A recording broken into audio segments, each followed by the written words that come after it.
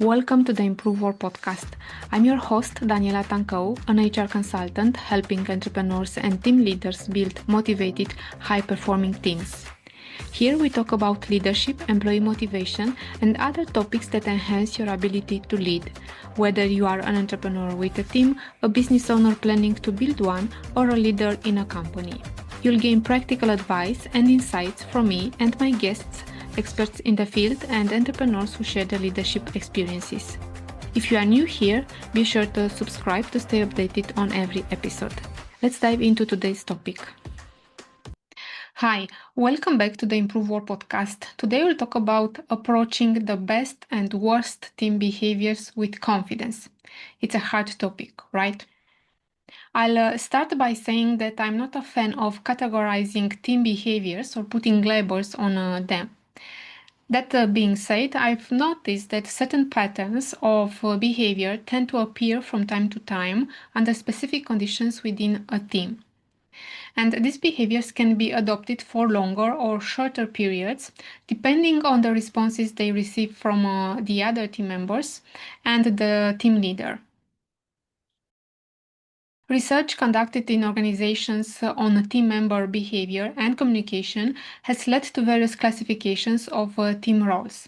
For example, Kenneth Ben and Paul Schitz identified three types of roles: task roles, supporting roles, and negative roles. And each of these type of roles have subcategories. There are many team behaviors, or roles if you prefer, as research shows, but in this episode I've chosen to talk about some of the ones I've personally encountered, and I haven't always know how to approach them, and I'm still learning, but I like to think I understand them better now. We'll talk about the critic, the dominator, the overtalker, the harmonizer, the initiator, and the passive member.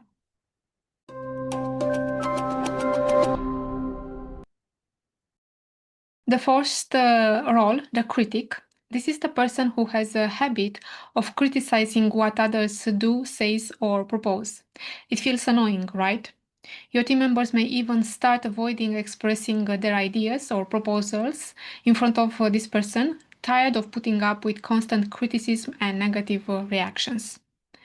A simple team meeting held to resolve an issue can become tense and end with no resolution because it turns into unhealthy conversations and frustrations. The reasons that stand beneath this behavior can be various. For example, could be the attempt to diminish other team members' contributions as a consequence of a competitive environment. Or could be the case when he or she doesn't feel that they belong to that group. Mismatched values could be a source of this behavior, and other different reasons. What can you do as a team leader to stop this kind of behavior? Well, there are several methods. If you observe this pattern in one of your team members, communicate the expected behaviors at the beginning of the meetings that you have with them. For example, say that you expect them to listen actively, to address constructive feedback, to support their ideas with solid arguments, to speak respectfully with others, without making a direct reference to the person causing the issues. In this way, the team member can correct his or her behavior on their own if they are well-intentioned. Also, you can act as a model for others and consistently offer constructive feedback, be an active listener, and communicate respectfully to anyone. People often mirror the tone and style set by their leader. You can ask the person to support his or her criticism with verified arguments. Emphasize that pointing out the downsides of a solution is valuable in a group discussion. It helps avoid adopting solutions that are flawed or unlikely to deliver the desired results. However, if the criticism isn't based on solid arguments, it's better to hold back, as unsupported opinions are not helpful to the team. Request the person to share what his or her solution is to the problem or how they would improve the solutions proposed by others. This reinforces the idea that the group is focused on finding solutions, not engaging in power games or making others feel bad about their ideas. It's not about proving who is more capable or less capable of solving the issues. behavior that is common in competitive environments. And this leads us to the next recommendation. Encourage collaboration among your team members. Competition can lead to team behaviors that serve each individual's interests rather than those of the group or the company. If team members are rewarded for having an advantage over others, it's not in their best interest to help others succeed, right? You can highlight the idea that the solution to the issue being discussed can be a combination of different ideas and proposals. Ideally, it should be the result of the group's collective input. Think of it like a brainstorming session, building the solution based on each team member's contribution. Politely interrupt the person each time you notice that they fall into this pattern and calmly remind them of the rule they are crossing. And before doing this, check the following. Is the person bringing valid arguments? Are they contributing with solutions? Is their feedback communicated politely and respectfully?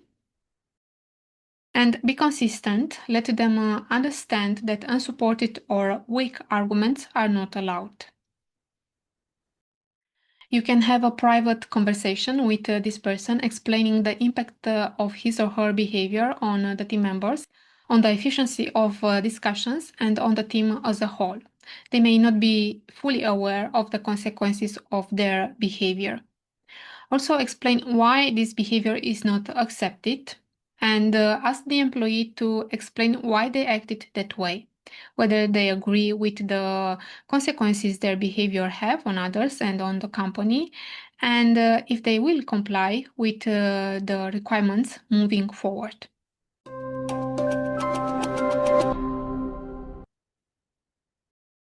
Let's talk about the dominator. Through dominator, I mean behavior such as trying to impose his or her ideas by taking up a large portion of a meeting or discussion time, leaving little space for others to speak, and also rejecting feedback from others, interrupting or criticizing other members' contributions. Sometimes this type of behavior is not immediately visible because as a leader, probably you don't participate in all work interactions between your team members, and they may not display these behaviors in front of you. There could be team members who block and counterbalance this person's behaviors through interventions like, let's hear what the others have to say about this, or let him speak, we want to hear his perspective as well. And by acknowledging and encouraging others' contributions, this person's dominant behavior is stopped or at least diminished. But if you don't have team members who do this, probably you have to deal with team members that are frustrated with this person's behavior and communication.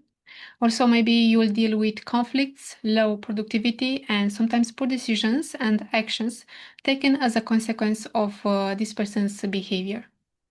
How can you manage the dominant person's behavior? First, clearly define the roles in the group and make them be known by anyone. Don't assume they know their place. If they have equal power in the decision making, specify this and ask them to present the decision to you or to take action upon it only after they reach consensus.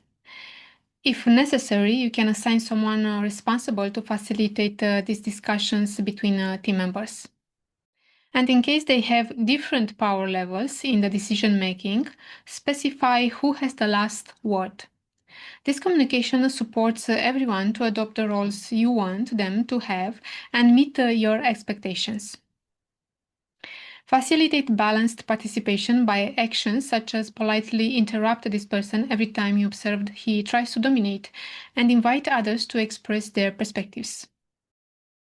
You can provide direct feedback in a private meeting, emphasizes the consequences of their behavior on others and the company. Emphasize the value of collaboration by showing how working together leads to better results and stronger team relationships.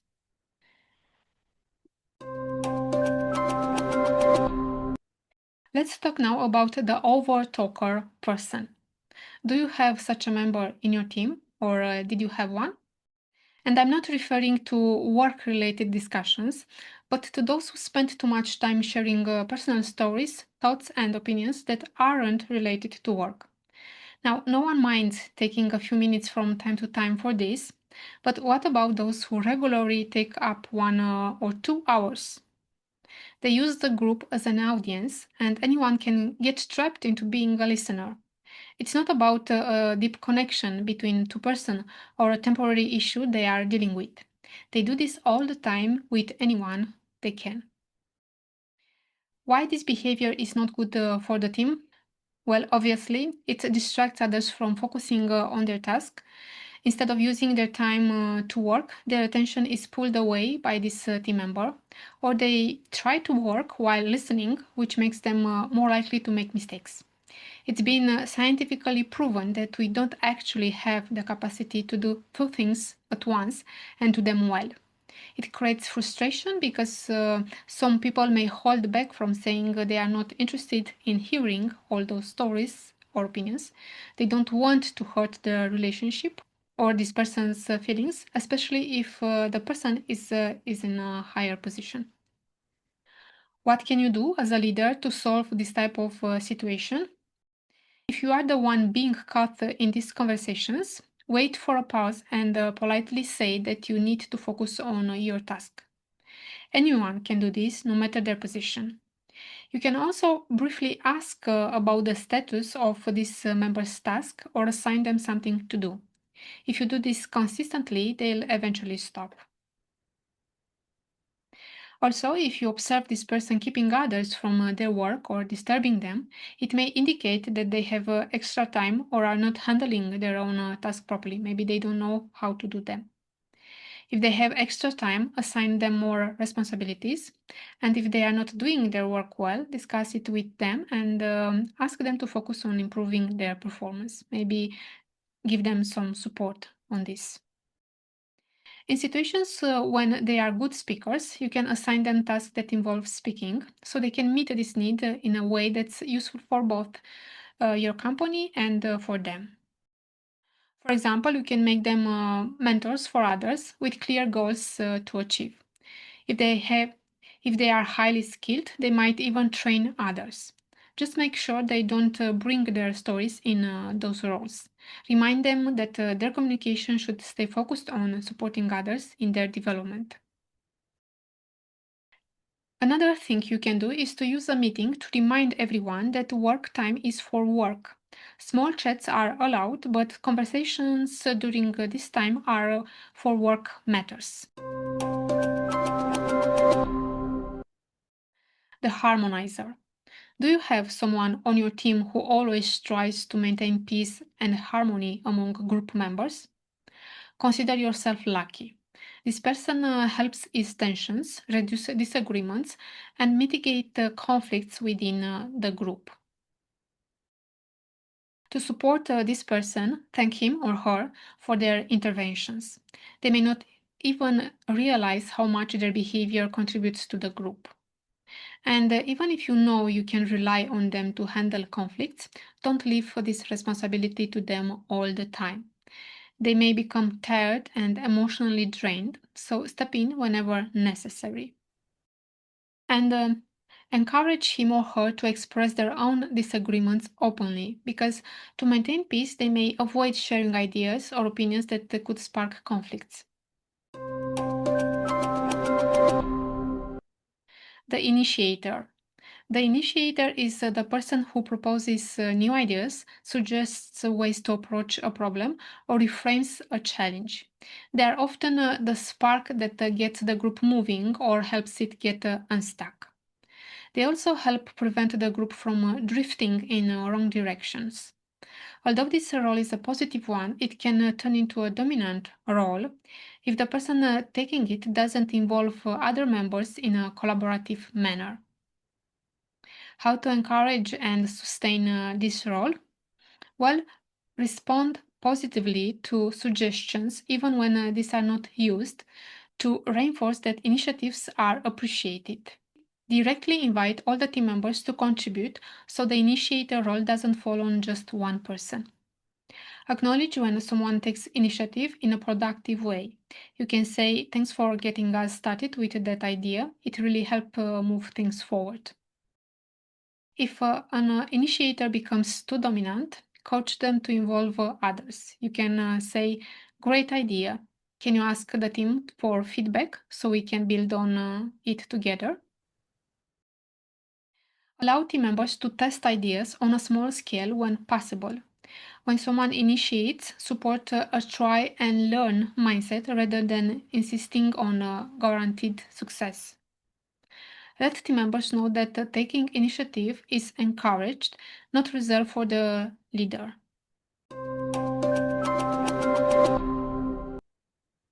The passive member. Passive team members often contribute little or not at all to the team's work. They tend to go along with whatever is decided, remain silent during discussions, and avoid taking initiative. This behavior can be caused, for example, by a lack of confidence in their own abilities or in their teammates, or by a fear of being judged. Ask for their perspective on the subject you are discussing and listen actively to their response so they feel heard and understood without being judged.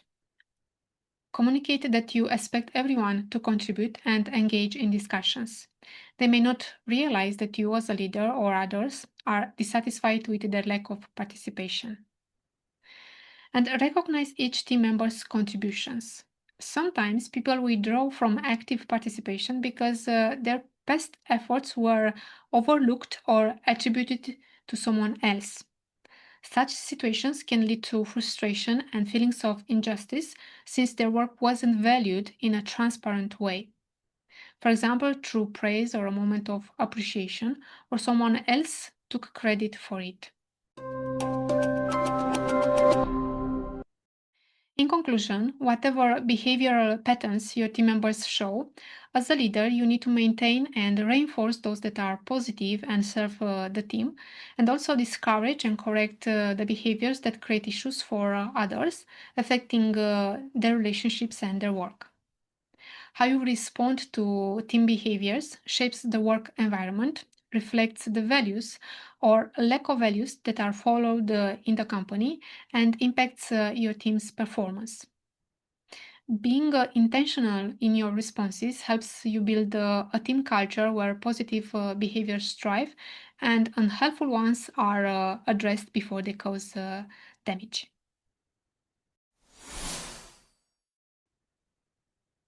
Thank you for listening to this episode of the Improve Work podcast. If you want more resources and tools to enhance your leadership skills, go to my website, improvework.ro, to explore the courses, programs, and consultancy services that are available to you. These are designed to support you in increasing your employee motivation, exercising your leadership role in a way that responds to your employees' needs and generates great results for your business. There are also courses and programs that help you manage conflicts and improve communication with and between your employees, and much more. And there are also free resources that you can access anytime, and numerous blog posts that you can access with a free subscription. You are also welcome to book a free consultancy session to discuss any particular challenge you may have with your team members. Thank you so much for watching this episode. If you found value in this podcast, subscribe to stay updated. I'm grateful for your support and hope to continue providing content that helps you grow. See you in the next episode.